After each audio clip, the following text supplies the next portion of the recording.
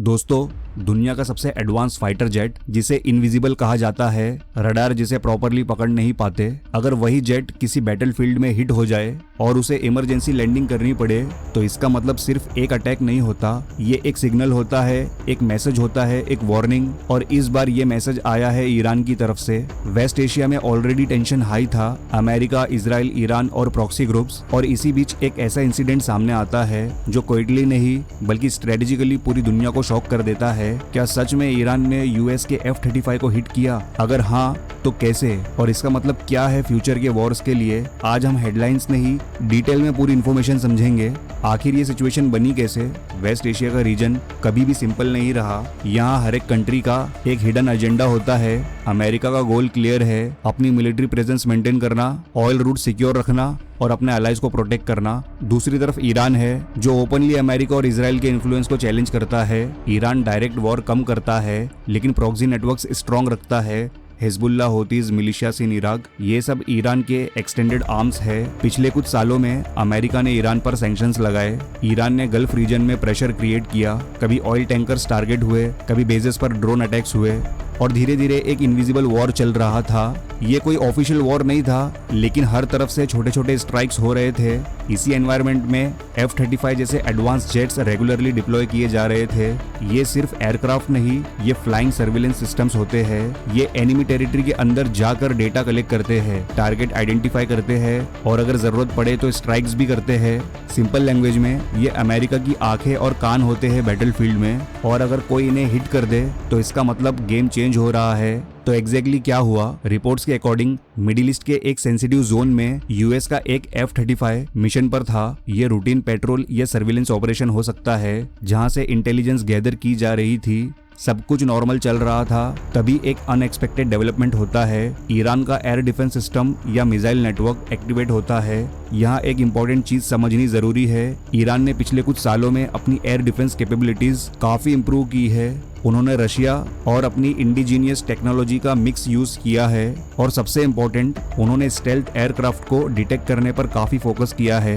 F-35 को detect करना easy नहीं होता लेकिन इम्पॉसिबल भी नहीं है। अगर मल्टीलेयर रडार सिस्टम हो और प्रॉपर ट्रैकिंग हो तो उसकी पोजीशन अप्रोक्सीमेट की जा सकती है। इसी तरह का एक सेटअप यूज किया गया और फिर एक स्ट्राइक अटेम्प्ट होता है, मिसाइल लॉन्च होती है, टारगेट लॉक किया जाता है और F-35 को हिट या डैमेज होता है। अब यहाँ हिट का मतलब ये नहीं कि जेट डिस्ट्रॉय हो गया, लेकिन इतना डैमेज हुआ कि पायलट को सिचुएशन रिस्की लगने लगती है। और फिर आता है वो मोमेंट जब डिसीजन लेना पड़ता है, फाइट कंटिन्यू करे या एयरक्राफ्ट बचाए। पायलट इमरजेंसी प्रोटोकॉल एक्टिवेट करता है और जेट को नियरेस्ट सेफ लोकेशन पर डाइवर्ट किया जाता है, मतलब इमरजेंसी लैंडिंग करनी पड़ती है। ये एक रेयर सिनारियो होता है क्योंकि F-35 जैसे जेट्स स्पेशली डिजाइन होते हैं सर्वाइव करने के लिए, लेकिन जब आपको इमरजेंसी लैंडिंग करनी पड़े तो इसका मतलब सिचुएशन सीरियस थी। अब यहाँ से स्टोरी इंटरेस्टिंग हो जाती है। ये सिर्फ एक एयरक्राफ्ट इंसिडेंट नहीं है, ये एक स्ट्रेटेजिक मैसेज है। ईरान ने इनडायरेक्टली ये दिखाया कि वो सिर्फ डिफेंसिव मोड में नहीं है,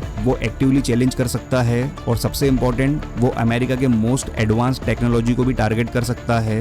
ये एक साइकोलॉजिकल शिफ्ट है। अब तक परसेप्शन ये था कि F-35 ऑलमोस्ट अनटचेबल है, लेकिन अगर ईरान जैसा कंट्री लिमिटेड रिसोर्सेज के साथ इस लेवल तक चैलेंज कर सकता है तो इसका मतलब है फ्यूचर वॉर्स का नेचर चेंज हो रहा है। अब सिर्फ टेक्नोलॉजी ही सब कुछ डिसाइड नहीं करेगी, स्ट्रेटेजी, पोजीशनिंग और एडेप्टेशन भी इक्वली इंपॉर्टेंट होंगे। ये सिचुएशन यही खत्म नहीं होती। अब यहाँ एक और लेयर समझना जरूरी है। ये इंसिडेंट आइसोलेटेड नहीं है, ये एक पैटर्न का पार्ट है। पिछले कुछ महीनों में ईरान ने अपनी स्ट्रेटेजी क्लियरली शिफ्ट की है। पहले वो सिर्फ प्रॉक्सी अटैक्स करता था, इनडायरेक्ट प्रेशर क्रिएट करता था, लेकिन अब वो डायरेक्टली कैपेबिलिटी शोकेस कर रहा है। ये एक कैलकुलेटेड मूव है क्योंकि ईरान जानता है अगर आप सिर्फ रिएक्ट करते हो तो आपको वीक समझा जाता है, लेकिन अगर आप ओपोनेंट के स्ट्रॉन्गेस्ट एसेट को चैलेंज कर दो तो नैरेटिव चेंज हो जाता है। और यही यहाँ हुआ है। F-35 कोई नॉर्मल एयरक्राफ्ट नहीं है, ये अमेरिका का प्राइड है। अगर उसको डैमेज होता है तो मैसेज सिर्फ मिलिट्री नहीं पॉलिटिकल भी होता है और इसी वजह से ये इंसिडेंट क्विकली इग्नोर नहीं किया जा सकता। दूसरी तरफ अमेरिका के लिए भी ये एक डिलेमा है। अगर वो ओपनली एक्सेप्ट करता है तो उसकी टेक्नोलॉजी की इमेज हिट होती है और अगर इग्नोर करता है तो ईरान का कॉन्फिडेंस और बढ़ जाता है।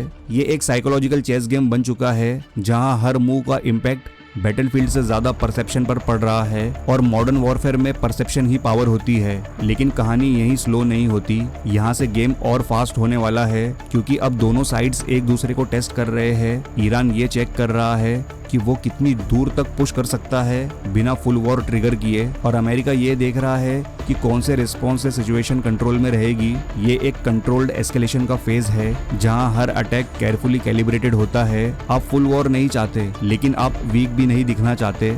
इसी बीच सबसे बड़ा रिस्क होता है मिस कैलकुलेशन का। एक गलत सिग्नल, एक ओवर रिएक्शन और पूरा रीजन इग्नाइट हो सकता है, और इसीलिए एक्सपर्ट्स इस सिचुएशन को सबसे डेंजरस फेज बोलते हैं क्योंकि यहाँ वॉर ऑफिशियली स्टार्ट नहीं होता लेकिन प्रैक्टिकली बैटलफील्ड ऑलरेडी एक्टिव होता है। इस इंसिडेंट का इम्पैक्ट सिर्फ यूएस और ईरान तक लिमिटेड नहीं है, पूरी दुनिया इसको क्लोजली देख रही है। सबसे पहला इम्पैक्ट मिलिट्री डॉक्ट्रिन पर। अब कंट्रीज रिथिंक करेगी क्या स्टेल्थ टेक्नोलॉजी ट्रूली रिलायबल है या उसके काउंटर डेवलप हो चुके हैं। दूसरा इम्पैक्ट आर्म्स रेस। अब और कंट्रीज अपने एयर डिफेंस सिस्टम्स अपग्रेड करेगी। China, Russia, middle east countries सब इस डायरेक्शन में और इन्वेस्टमेंट बढ़ाएंगे। तीसरा इम्पैक्ट डेटरेंस। ईरान का मैसेज क्लियर है, हम वल्नरेबल नहीं है, और जब एक कंट्री ये कॉन्फिडेंस शो करती है तो रीजनल बैलेंस चेंज हो जाता है। गल्फ कंट्रीज जो ऑलरेडी टेंशन में है उनके लिए ये एक वार्निंग है, और अमेरिका के अलाइज के लिए ये एक अनकंफर्टेबल रियलिटी है। अब इस इंसिडेंट को इंडियन एंगल से देखते हैं। सबसे इम्पोर्टेंट सवाल, इंडिया के लिए इसका क्या मतलब है। इंडिया डायरेक्ट इस कन्फ्लिक्ट का पार्ट नहीं है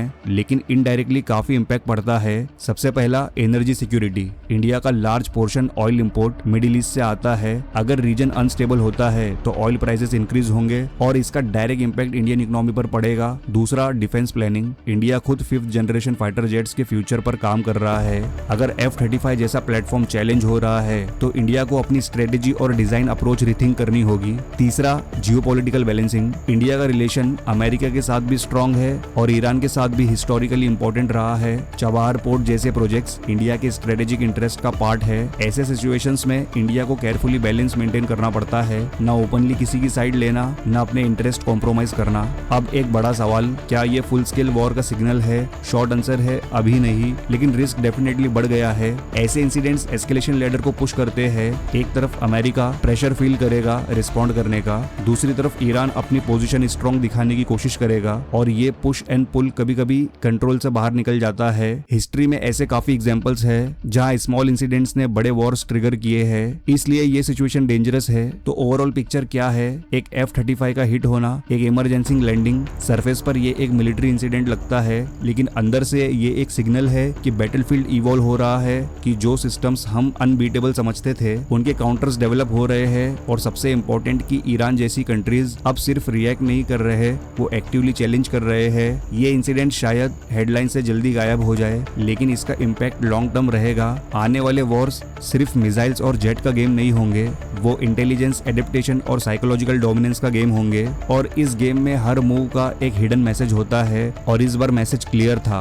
तो दोस्तों, इस बारे में आपकी क्या राय है नीचे कमेंट सेक्शन में जरूर बताएं, और ये वीडियो अच्छा लगा हो तो लाइक और शेयर जरूर करना, और अगर इस चैनल पर पहली बार आए हो तो वर्ल्ड डायनेमिक्स को सब्सक्राइब जरूर करें ऐसे ही जियोपॉलिटिकल वीडियोस की नोटिफिकेशंस पहले पाने के लिए। तो मिलते हैं नेक्स्ट वीडियो में एक नए टॉपिक के साथ। Good bye.